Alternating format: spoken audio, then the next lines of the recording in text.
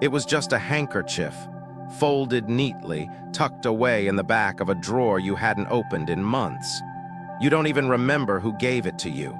Maybe it came in a bundle of birthday gifts. Maybe someone handed it to you during a difficult time, with soft words and a tighter-than-expected smile. You only know that ever since that object entered your home, something inside your space feels not quite right. Your room still looks beautiful, clean even, but the air has a quiet weight to it. You've been sleeping but never waking refreshed. You've tried opening windows, switching out your sheets, lighting candles, but the heaviness lingers. And here's the truth that no one tells you. Not every gift is a blessing. Some gifts enter your life as if they're meant to support you, wrapped in kindness, dressed in sentimentality. But over time, they become energetic parasites. They hold on to your space, your attention, your vitality, and without you realizing it, they begin to feed off the very energy you need to move forward. This is not superstition. It's not about blaming objects. It's about understanding how energy travels, how it sticks, how it clings, and how it manipulates even the most sacred corners of your home. That gift in the drawer. It may be carrying someone else's unresolved grief, jealousy, or spiritual confusion. And if you're sensitive, if you've ever walked into a room and felt like the walls were pressing in, even when everything looked fine, then you already know this is true. So ask yourself, what are you keeping just because it was given? What gift do you never use, never love, but also never let go of? Because in Feng Shui, anything that stays in your home without alignment becomes a silent agreement. And anything you've agreed to unconsciously may already be shaping your energy more than you think. 1. The gift you forgot to say goodbye to. It's strange how something so small can carry so much. A ribbon-wrapped box tucked in the back of your closet. A handwritten card still attached. A scarf you've never worn but never thrown away. It sits quietly, unnoticed for months, sometimes years, until one day during a cleaning spree or a restless night, your hand finds it, and something shifts. You can't explain why your chest tightens when you hold it, or why the room suddenly feels heavier. But deep down, you know, this gift no longer belongs here. Maybe it never did. We are taught to value kindness, to hold on to things given with love or effort, and so we do. We keep gifts long after the emotion has faded, after the relationship has changed, after the person has left our lives entirely. We let them sit on our shelves, hang in our closets, take up space, not just physically, but energetically. We think we're being polite, but what if politeness is costing you peace? What if that one object you've kept out of guilt or sentimentality is the reason your home doesn't feel like yours anymore? Feng Shui teaches us that everything carries a frequency, and that includes gifts, especially gifts. Because when someone gives you something, they're not just handing you an item, they're transferring a piece of themselves, their energy, their intention, their unresolved emotions. If you never consciously accepted that energy, if you never felt clear and joyful receiving it, then it didn't just land on your kitchen counter. It landed in your energetic field, and it stayed. That's why some rooms feel off even when they're beautiful. That's why you can declutter for hours, light all the candles, and still feel like something is pulling your energy down. It might be the framed photo from someone you no longer trust, the book from an ex you haven't truly let go of, the jewelry from a friend who once betrayed you, or the gift from a parent whose love always came with pressure. These objects are not neutral. They are carriers, echoes, invisible threads connecting you to stories you didn't ask to keep retelling. And over time, they don't just take up space. They shape the energy of your home, of your sleep, of your mind. You might be wondering why you've been feeling stuck, tired, emotionally foggy. You might think it's stress, age, hormones, and maybe it is. But also, maybe your body is responding to a story sitting in your drawer. A story that doesn't belong to you, not anymore. The moment you realize this is the moment your home starts to change. Not because you've thrown something out, but because you've finally told the truth. This doesn't serve me. This isn't mine to carry. And that decision, to see clearly, to release with compassion, is what clears space for new energy to arrive. You don't need to fear your objects, but you do need to listen to them, feel them. Stand in your home and ask, what am I still holding onto just because I once thought I had to? Because the truth is, the gift you forgot to say goodbye to may be the very reason your energy hasn't been able to move forward.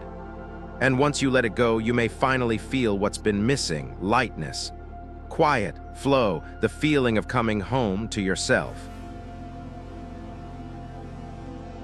2. Beautiful gift, toxic energy. When kindness masks control. It looked beautiful, thoughtful, carefully chosen, wrapped with a gentle smile and words that seemed kind. Maybe it was a necklace, a crystal, a piece of art for your wall. Something that appeared to be a gesture of affection or support. But now every time you walk past it, you feel something. A heaviness, a tightening in your chest, a vague sense of being watched, or worse, obligated. You don't know why. After all, it was a gift. And gifts are supposed to be good, right? That's what we're taught. That to receive is to honor, to keep is to respect, and to question is to be ungrateful. But in Feng Shui, energy doesn't care about etiquette. It responds to truth. And the truth is, some gifts are beautiful on the outside, but coated with control underneath. They are not about love, they are about leverage, power, influence. The subtle, unspoken expectation that by accepting the item, you accept a certain emotional contract. Remember who gave you this. Keep it where you'll see it. Don't forget how generous I've been. These may never be said out loud, but they live in the energy of the object, and your body knows it. You can feel it every time you hesitate to move it, hide it, or let it go. You can feel it in the guilt that rises when you even think of giving it away. That's not gratitude. That's entanglement, and it can quietly steal your autonomy without you realizing it. Because here's the energetic reality. When something is given without pure intention, it leaves a residue, a weight, an invisible tether between you and the giver, one that continues to influence your emotions, your choices, even your sense of self. Especially if the gift came during a time when you were vulnerable, after a loss, during an illness, or in a moment of emotional need. It can embed itself as part of your identity. They were there for me. They helped when no one else did. Yes, maybe they did, but was it clean? Was it love? Or was it an exchange you're still paying for with your energy? In Feng Shui, we often find that the most energetically disruptive objects in a home are not the broken things or the visible clutter, but the ones you kept because you should. A painting from someone who made you feel small. A luxurious item from someone who made you feel dependent. A spiritual object from someone who manipulated your trust. These items carry more than memory. They carry the emotional power play that came with them. And when you let them remain in your space unchecked, they continue that power dynamic, quietly reinforcing a part of your story you've outgrown. So how do you know if a gift is carrying toxic energy? Start by noticing your body's response. Do you feel soft and open, or tight and obligated? Do you look at it with joy, or with that quiet sigh of, I guess I should keep it? Do you find yourself defending it to others or to yourself? Pay attention to the inner narrative it activates. Sometimes it's subtle, a sense of being watched, a loss of clarity in the room, sleep that turns restless, or moods that fluctuate without reason. Your home isn't just a container, it's an amplifier. And whatever energy your objects hold, your space will reflect and expand. That's why it's so important to clear these hidden contracts. Not with anger, not with rejection, but with truth. You can honor the gesture without keeping the item. You can acknowledge the history without continuing to host it. One of the most powerful things you can do for your space and for your soul is to gently return energy that was never fully aligned with you. That might mean donating the object, blessing it before parting, or even placing it in the sunlight for a few days before releasing it. The action matters less than the intention. I release this with clarity. I keep only what nourishes. I untangle my energy from stories that no longer serve me, because gifts are not neutral. They are invitations. And you get to choose every day which invitations you continue to accept. Let your home reflect only what empowers you. Let every object around you feel like freedom, not a quiet, beautiful form of control. 3. Borrowed frequencies. Objects that never truly belong to you. Some objects in your home never really belong to you, and deep down you know it. They were passed down, picked up, or passed off. A scarf from your grandmother. A bracelet left behind by an old friend. A decorative piece brought back from a vacation with someone you no longer speak to. Maybe you didn't ask for them, but they arrived and you kept them. They felt meaningful once. Or maybe they didn't, but you told yourself it would be rude to let them go. And now, years later, they sit quietly on your shelves, inside your drawers, tucked under the weight of memory, and something more. These objects aren't just things. They are energetic placeholders for people, emotions, and chapters you may no longer be connected to. Feng Shui teaches that energy is not erased just because time has passed. Objects hold frequency.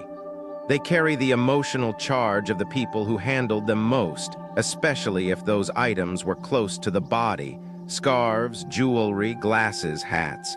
These are not neutral materials. They're absorptive. They hold touch, scent, thought, sorrow. You may not see it, but your body does. That's why in some rooms you suddenly feel heavy, unmotivated, or strangely nostalgic in ways that don't quite make sense. You're not imagining it. You're living inside frequencies that aren't fully yours, especially when you inherit things without context, when you don't know the full story of where something came from or what it witnessed. It creates an energetic blind spot. You may love the look of a necklace, but if it came from someone who lived in deep conflict, that emotional residue might still be present. You might find your own relationships becoming tense, or your thoughts unusually chaotic, without realizing that your energetic field is reacting to the embedded story of an object you never questioned. This is particularly important with items connected to grief, illness, or emotionally intense events. Gifts given during funerals. Jewelry passed down from someone who died under difficult circumstances. Objects once treasured by a person who lived with sadness. These items often carry what I call borrowed grief, emotions you've never lived but now unconsciously host. That's why even beautifully designed, expensive pieces can weigh heavily in your space. They're not harmful because of what they are. They're disruptive because of what they carry. And because you didn't choose them with full awareness, your energy never fully integrated them. They remain foreign bodies in your home's field, quietly taking up space, subtly bending the room's emotional tone, invisibly drawing energy away from the present. So how do you begin to shift this? First, notice. Stand in front of an inherited object. Touch it, close your eyes, ask yourself, do I feel more like myself with this in my space or less? Watch how your body reacts. If your breath shortens, if your chest tightens, if your mind drifts toward the past, pay attention. That's your nervous system speaking. It remembers what you've forgotten. You don't have to throw everything away. But you do need to decide, consciously, what you're still available to carry. Objects with borrowed frequencies can be cleansed, released, or repurposed, once you acknowledge the energetic contract you never meant to sign. In Feng Shui, what matters is not just the object, but the choice. Did you choose it from your clarity, or inherit it from someone else's unfinished story? Your home is a sacred container for your life. Let every object inside it reflect the life you're choosing to live now, not the lives you never meant to carry forward. 4. The sweet poison of politeness. When gratitude becomes a chain. We're taught from an early age that gratitude is noble. That keeping something given to us, especially from someone who meant well, is a mark of respect, of loyalty, of love. So we keep the bracelet from the aunt who never really understood us, the handmade quilt from a mother-in-law we always felt distant from, the book inscribed by someone who hurt us deeply. We keep these things not because we love them, not because they bring us joy, but because we were taught that to let them go would be cruel. This is where politeness becomes poison. And in the quiet language of energy, that poison doesn't stay silent. In Feng Shui, an object is not just an item. It's a contract, a bridge between two energies. And when that bridge remains standing long after the relationship has frayed, it doesn't offer connection, it drains vitality. You may think you're keeping a gift out of kindness, but your energy knows otherwise. Every time you glance at it, even subconsciously, your field contracts. A part of you braces. That old ache flickers at the edge of awareness.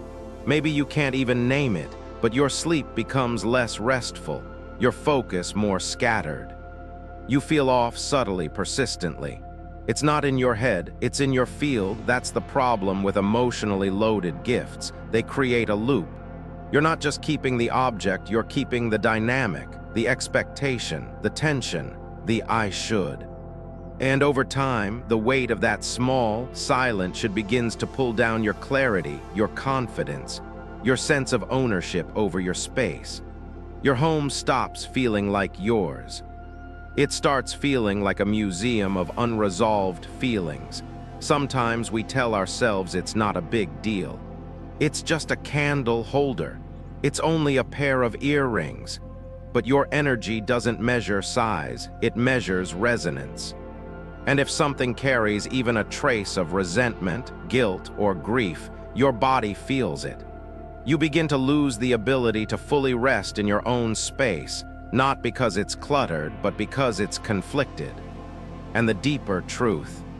Many of us keep these objects not out of gratitude, but out of fear. Fear of seeming ungrateful, fear of severing a tie, fear of what it might mean to admit we don't want the connection that came with the gift. But energy thrives on truth. And when you override that truth to maintain appearances, your home becomes a place where your authenticity is not welcome. That's the real cost, not the object, not the giver's feelings, but your own integrity chipped away piece by piece in the name of keeping peace. So what do? You start by telling the truth, not to the person who gave it, to yourself. This no longer reflects me. This doesn't feel good in my space. This is here because I was afraid to let it go, not because I chose to keep it. And then, gently, you act, you wrap it, you bless it, you donate it, you release it with grace, with honesty, with freedom, because real gratitude isn't about keeping every reminder of someone else's love. It's about honoring the exchange and knowing when it's complete. A gift's purpose is not to bind you to the past. It's to serve you in the present. And when it no longer does that, letting it go is not disrespect. It's liberation. It's choosing to live aligned, not indebted. Your home deserves that. You deserve that. Let every object in your space be something you chose with clarity, not something you kept out of fear. Let your gratitude be light, not heavy, real, not polite. Let it free you, not chain you. 5 soft is always safe. Fabric, fragrance, and memory traps. Softness deceives. It whispers comfort, nostalgia, warmth. It shows up in the form of a silk scarf, a wool sweater, a perfume bottle tucked inside an old purse. These items don't shout. They don't demand space. They don't clutter your shelves or block your pathways. But in Feng Shui, some of the most emotionally disruptive objects are precisely the ones that touch your skin, cradle your breath, or sit closest to your heart. Because these are the objects that absorb. And what they absorb, grief, confusion, longing, rarely gets released. Let's start with fabric. Clothing, scarves, handkerchiefs, bed sheets, anything that makes contact with the body is energetically porous. When you wear something during a period of emotional pain, loss, heartbreak, illness, it holds that memory even after washing. The item remembers your sorrow, the way your body trembled beneath it, the nights you cried into it. And it continues to echo that emotion back to you, whether or not you consciously notice. Especially dangerous are second-hand or inherited pieces, scarves from a mother who suffered silently, blankets used during a partner's final illness, a bathrobe gifted during a hospital stay. These items may feel comforting, familiar. But what if that familiarity is rooted in pain? What if you're wrapping yourself in energy that no longer belongs in your present life? The same is true of fragrance. Perfume is intimate. When you wear a scent, it blends with your chemistry, becomes part of how the world perceives you. But when you inherit a bottle from someone else, or keep one associated with an emotional past, you risk reactivating the very identity you've worked to release. Maybe it was the scent you wore during a toxic relationship. Maybe it belonged to someone you loved but couldn't save. One spray, one breath, and suddenly your body returns to a version of yourself that no longer fits. It's subtle, yes. But so is energetic sabotage, especially when it smells like something you once loved. These are the memory traps, objects that seem harmless but quietly pull you backward. You may notice your thoughts drifting toward the past, your sleep filled with dreams you can't explain, your mood fluctuating without reason. These symptoms don't always come from stress or fatigue. Often, they're your system reacting to the emotional residue stored in your belongings. Feng Shui isn't just about what you see. It's about what your energy feels, even when you don't consciously register it. So how do you begin to discern what's soft but unsafe? Pay attention to your breath. How does your chest feel when you wear that sweater? Is it open or does it sink inward? How do your dreams shift when you sleep on that old pillowcase? How does your energy change after lighting that candle or wearing that scent? These aren't random fluctuations. They're clues. And most importantly, release the illusion that sentiment equals safety. Just because something made you feel held once doesn't mean it still supports you. Just because something belonged to someone you loved doesn't mean it belongs in your home now. Energy needs to circulate. And when soft items become energetic sponges, they need to be cleansed, repurposed, or retired so that your emotional body can breathe again. Let your comfort come from presence, not memory. Let your softness be intentional, not inherited. And let your home become a place where what touches your skin also honors your soul.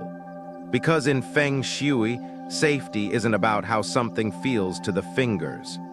It's about how it speaks to your field. And sometimes the gentlest things carry the heaviest ghosts. 6. Spiritual gifts, when they turn heavy instead of holy. There's a quiet reverence that surrounds spiritual gifts. Prayer beads, deity statues, protective amulets, sacred scrolls. They're given with the language of blessing, wrapped in the promise of peace, elevation, or divine protection. And so, when someone offers you one, especially during a significant life event, A loss, a transition, a celebration, you accept it with respect. You place it in your home, maybe on a shelf near a candle next to framed photos or a collection of keepsakes. It feels sacred, or at least it should. But then something feels off. You avoid looking directly at it. Or you feel strange pressure in that corner of the room. Sleep becomes shallow. Arguments increase. You feel unsettled but can't quite trace why. After all, it's a spiritual item. Shouldn't it be helping you, not disturbing you? In Feng Shui, we understand that spiritual objects are not decorations. They are energetic portals, alive with frequency, intention, and sometimes conflict. Especially when gifted without clear understanding or alignment, they become heavy, not holy. And here's why: spiritual energy is incredibly sensitive to context. A statue of Buddha placed near a cluttered power strip doesn't elevate, it destabilizes. A mala bead kept in a messy drawer between expired coupons and hairbrushes becomes confused. It holds reverence, but it's surrounded by chaos. That energetic mismatch doesn't just affect the object, it ripples into the room. Into you, there's also the issue of consent. You may have received a spiritual gift from someone well-meaning, but without your full resonance. Maybe you didn't connect with that path. Maybe you didn't understand the symbol. Maybe you just didn't ask for it. But now, by hosting it, you've unintentionally opened a spiritual conversation you never meant to have. And when sacred energy is invited but not honored, it creates friction, tension, a feeling of low-level agitation that never fully settles. Many people think they're being respectful by keeping these items, even if they don't understand them. But true reverence isn't about retention. It's about alignment. A deity statue that sits under layers of dust is not respected. It's abandoned. A spiritual book unread and stacked sideways under a broken lamp doesn't radiate wisdom. It absorbs confusion. These things may not scream at you, but they speak. And if you're sensitive, you've heard them. In your restlessness, in your emotional volatility, in that vague feeling of being energetically off. So what do you do when a spiritual gift no longer feels holy? You start by telling the truth, not to the giver, to yourself. Do I resonate with this? Do I understand what it represents? Do I feel peace in its presence, or discomfort masked as obligation? If it no longer aligns, you don't need to reject it harshly. You simply honor its purpose and let it move on. That might mean placing it in sunlight for cleansing, wrapping it in cloth and storing it respectfully, donating it to someone who will cherish it, or, in some traditions, returning it to the earth or water with prayer. The key is intention. You're not discarding the sacred, you're refusing to fake connection. And that is, in itself, sacred. Your home deserves to be a place where every spiritual object feels alive, honored, and energetically integrated, not tolerated, not ignored. Spiritual gifts are not obligations. They are energetic agreements. And if the agreement no longer holds truth, it's your right and your responsibility to dissolve it with grace. Because spiritual energy is not here to weigh you down. It's here to uplift. And anything that feels like pressure, guilt, or imbalance in the name of holiness is no longer holy. It's simply unresolved.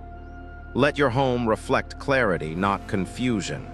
Let your sacred spaces be clean, clear, and alive. And let every gift you keep be one you would choose again today, not just one you were handed yesterday. 7. The silent contract. Every gift is an unspoken agreement. Every gift you accept, whether with joy, hesitation, or confusion, forms a silent contract. It's unspoken, unsigned, but it exists, energetically.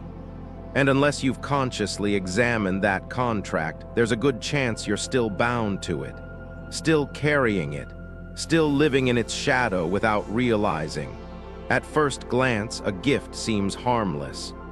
A book, a candle, a framed print, a piece of jewelry. It arrives with a card, a smile, maybe even a hug. And you say thank you because you were raised to, because saying no feels rude, because questioning a gift feels ungrateful.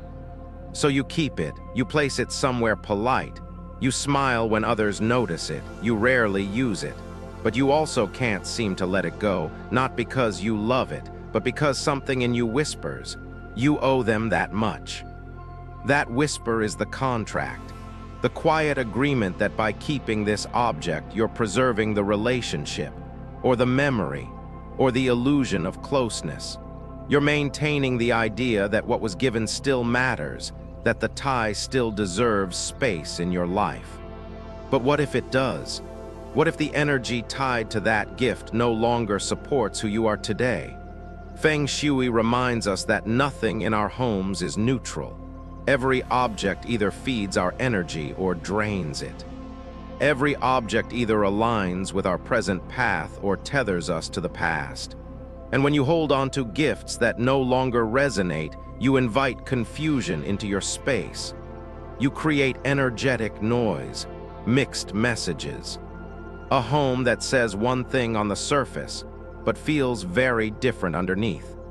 This confusion can show up in ways you never trace back to an object, feeling stuck in decisions, losing clarity in your goals. Emotional heaviness for no clear reason, trouble sleeping, tension in relationships. These aren't always signs of external stress. Often, they're signs that your energetic field is carrying too many silent agreements, too many contracts you didn't realize you'd signed. Because the truth is, not every gift is freely given, and not every gift is freely kept. Some come with expectations, spoken or not. Some carry resentment. Some were given to make up for harm. Some were a form of subtle control. And when you continue to house those gifts, you house the story they came with. You keep a seat at the table for someone who might no longer belong in your home, your heart, or your future. So what's the solution? Awareness, choice, integrity. Ask yourself, if I saw this object in a store today, would I choose it? Would I buy it? Would I want it in my space? If the answer is no, then why is it still here? If the only reason you're keeping it is because it was a gift, then you're not really living in alignment. You're living in compromise. It's okay to release what no longer resonates. To end contracts you never consciously agreed to. You can thank the object. You can acknowledge its role. And then, with grace, you can let it go. Because your home is not a monument to obligation. It's a mirror of who you are now. And if you want to step into your next chapter clearly, powerfully, and freely, that mirror needs to reflect your truth, not someone else's attachment. Let your space be clean, not just in appearance, but in energy. Let every item inside it be one you've chosen with clarity. Let your home tell the story of your sovereignty, not your silence. And above all, remember, no object is worth more than your freedom. No gift should cost you your clarity, and no contract, especially the silent ones, should ever dictate your light. Final, you didn't mean to hold on to so much. You were just being kind, polite, grateful. You accepted the gift, placed it somewhere out of the way, and told yourself it was just an object, nothing more. But some things don't stay quiet just because they look harmless. Some things stay and shift the air. We rarely notice when it starts. A slow drain of energy, a sleep that never quite restores. A tension in the body that doesn't belong to any moment but lingers anyway. Until one day you look at the room and it doesn't feel like yours anymore. That's not clutter. That's not decor. That's energy held, blocked. Whispering stories you no longer need to carry. This conversation wasn't about fear. It wasn't about superstition. It was about awareness. About remembering that your home listens to you and you feel it whether you name it or not. Every object carries something. A charge, a story, a trace of someone else's emotion. And when you don't choose what stays, the past starts choosing for you. So what if you paused just once this week and really looked around? Not to clean, not to rearrange, but to ask what in this room still reflects who I am becoming, and what quietly keeps me in who I used to be? Let that be your ritual, simple, honest. A walk through your home, not as a curator, but as a caretaker of your own energy. You don't need to burn sage or ring bells or make a show of it. Sometimes healing starts with a whisper. I see you, and I release you. Because in the end, it's not about the scarf or the statue or the bracelet. It's about whether the life you're building has room to breathe. And that begins with you, choosing what deserves to stay, not out of obligation, but from a place of peace. Let your space speak the truth of who you are now, not the echoes of who you had to be, not the residue of someone else's intent, just you, quiet, clear, unbound.